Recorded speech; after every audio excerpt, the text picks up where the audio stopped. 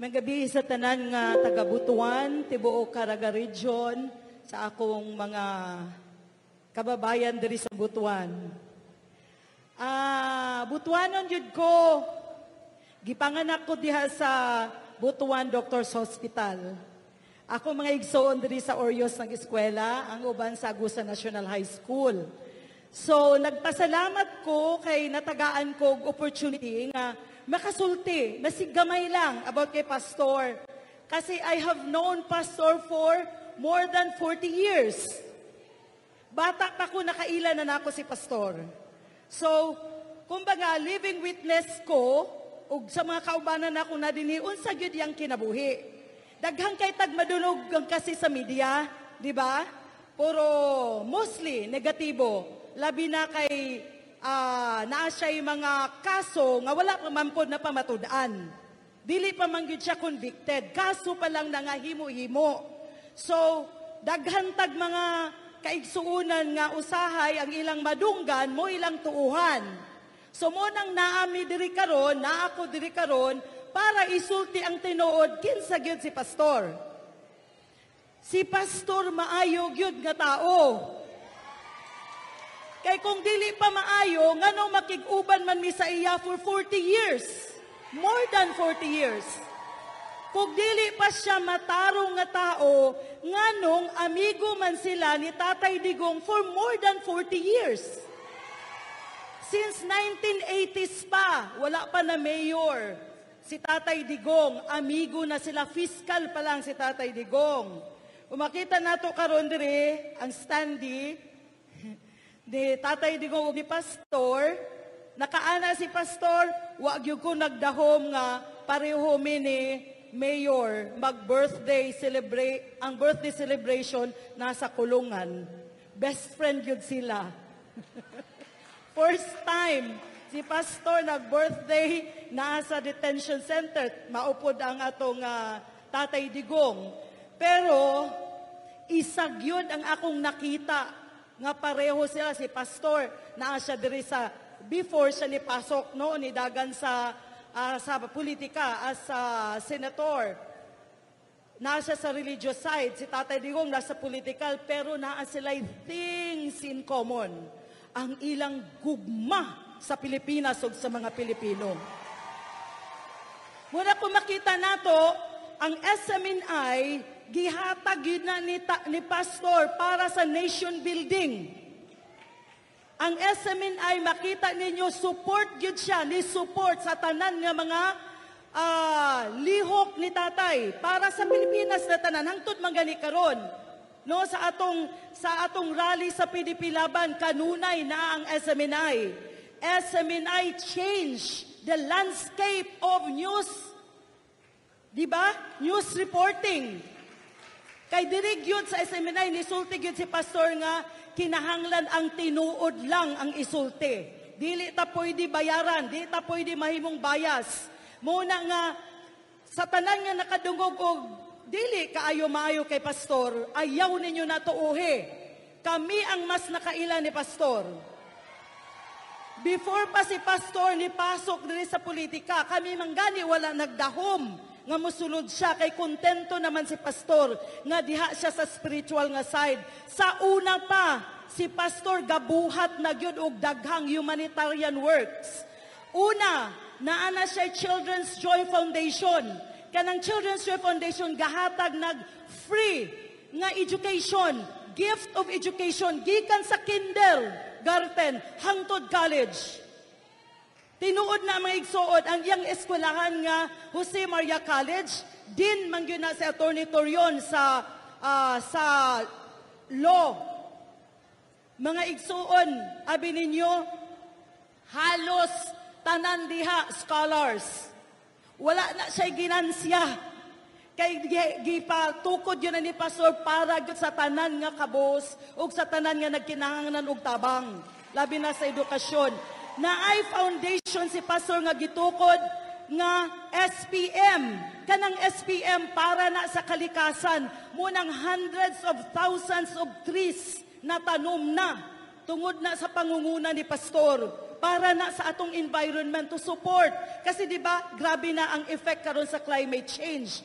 Naa siya foundation or naa siya organization nga KCI, Keepers Club International. Ang program ana para sa tanang kabataan, para sa tanang youth, para ang mga bata, kabataan nato, imbes nga moadto sa CPP-NPA, ma-recruit nila ang gihimo ni Pastor dunay mga programs, music and arts, pati pa sa leadership training para mahimo sila nga maayong citizens sa atong Pilipinas, sa atong nasod nga Pilipinas. Naa pa si Pastor aside sa SMNI nga network, na SMNI Foundation. Nga kung tan-awon lang ninyo ng SMNI, basta na ay kalamidad, ang quick response, muna gusto ni Pastor, dapat una kita ang makaadto para mutabang. Naka-record na siya tanan. Daghan na kaig natabangan ng SMNI Foundation, labi na sa kadtong ni suffer og kalamidad.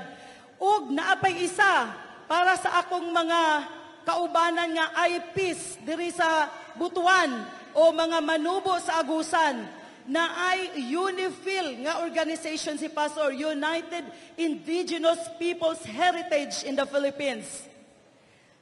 Kana siya ang iyang advocacy mutabang sa atong mga igsuon nga indigenous peoples.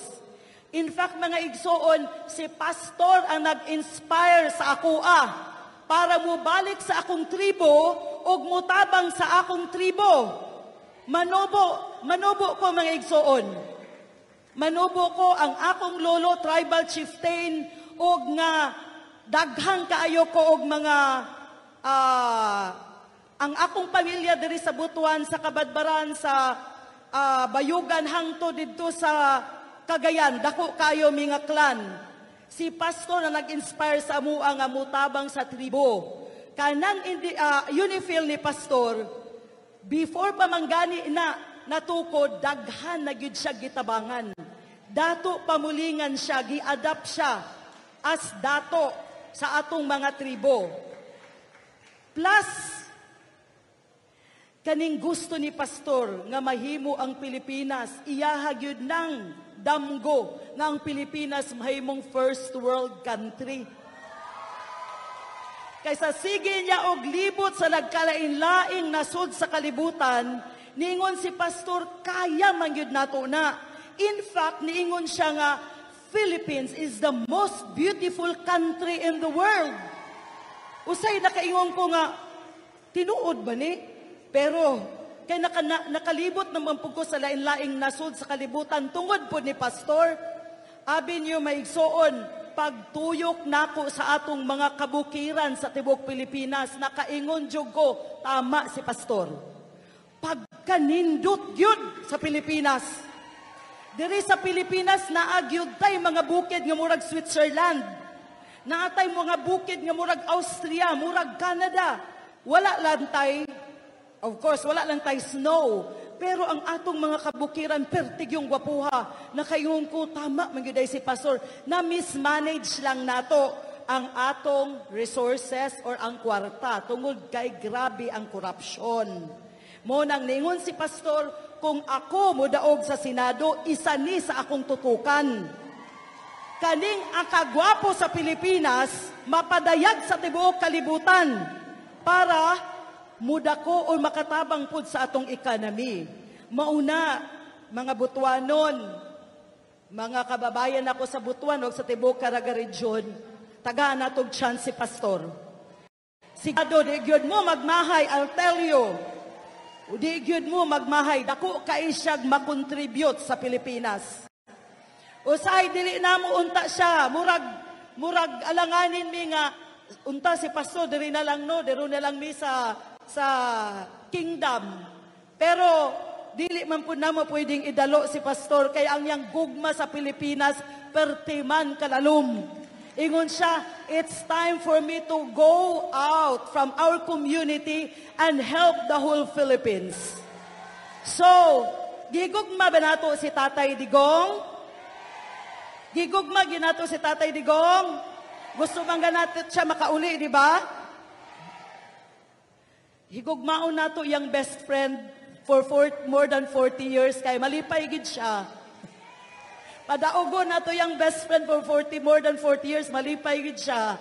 So, ayaw ninyo kalimti si pastor sa Mayo 12. Siguro agyod nga naadya si pastor og ang Duterte. Vote straight, PDP laban. Para dire-diretso na ang atong kauswagan.